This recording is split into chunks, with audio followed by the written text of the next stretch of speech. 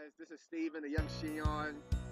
Good to be on your screen today, and I hope that our time together will be meaningful and worthwhile. So, I was in the coffee shop a couple of days ago, and for those who don't know me, I'm an introvert and I'm a type A type person. And so, for those who are like me, you will understand what I mean when I'm about to say. When I was in this moment of about to intensify my work ethic and dive into a deeper zone of productivity. And so as I was about to enter into this zone of getting things done, checking things off my to-do list, a fine gentleman tapped me on my shoulder and wanted to spark a conversation. He wanted to talk about racism in America, and which is a common theme, which is even a hot topic in today's world. And so as I was listening to him, in my mind, I was thinking, oh my goodness, I was just about to enter into a new zone, a new or plethora or arena of productivity, and I can believe I was just interrupted. But then a voice creeped into my membrane and said, Stephen, you asked for this.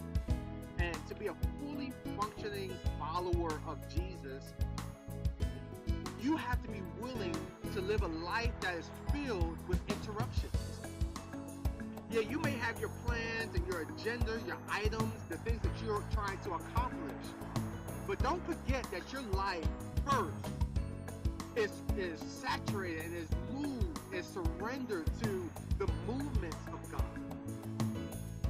It reminds me of a time when a rich or perhaps a powerful man once ran to Jesus and communicated to him that his child was in a life and death situation and he needed Jesus to come to heal him. And so Jesus says, "Sure, no problem, I'll come." Right?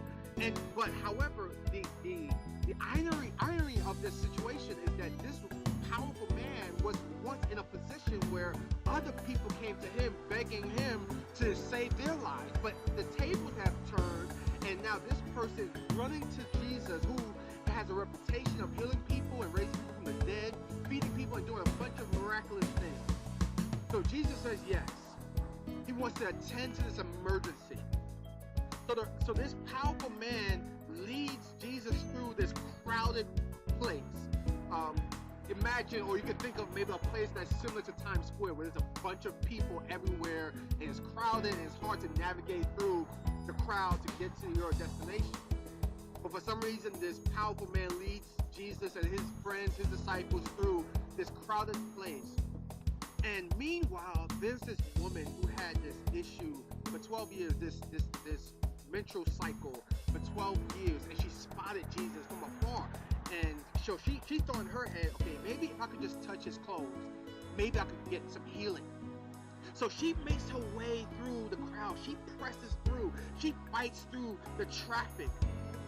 And when she finally gets to Jesus, she touches his jacket or shirt or whatever he had on.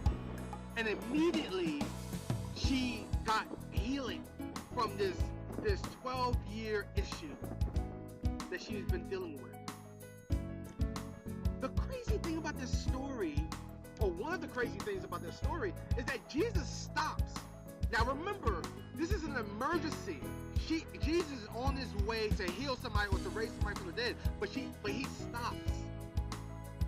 And he asks this crazy question, who touched me?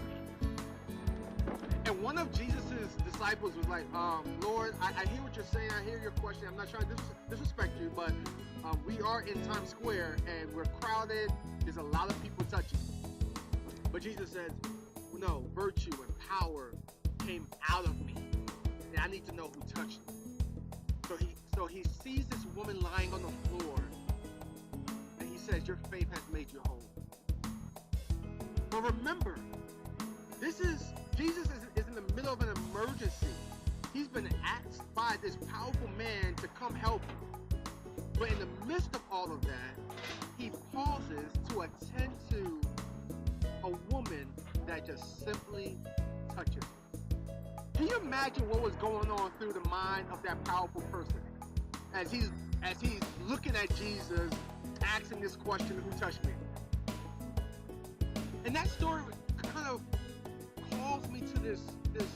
perspective, this mindset that life is filled with emergencies.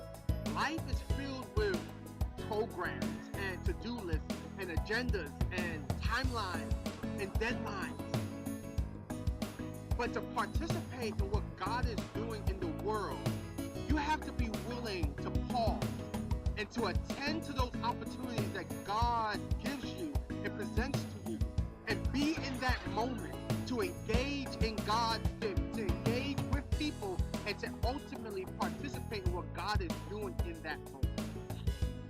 And so when the gentleman tapped me on my shoulder and sparked a conversation surrounded around racism, the conversation ended by us concluding that it is the gospel of Jesus Christ that moves us, that's the answer to the racial divide that is so evident in society. When we learn to be like Jesus and sit at the wells of Samaritan women and to have a conversation with them, when we learn to have dinner with tax collectors and those who are despised, when we learn to be at coffee shops and to talk with one another and to engage in each other's lives, to hear each other's perspectives, then we will learn and experience the harmony, the unity that can be realized in marriages, in racial differences, in the corporate boardroom, wherever you find yourself to be. We will be able to experience supernatural, transformative unity when we invite the gospel of Jesus Christ to lead us into conversations, lead us into spaces that are filled with tension and hostility. Because after all, it was the death of Christ that broke down the wall of hostility between people.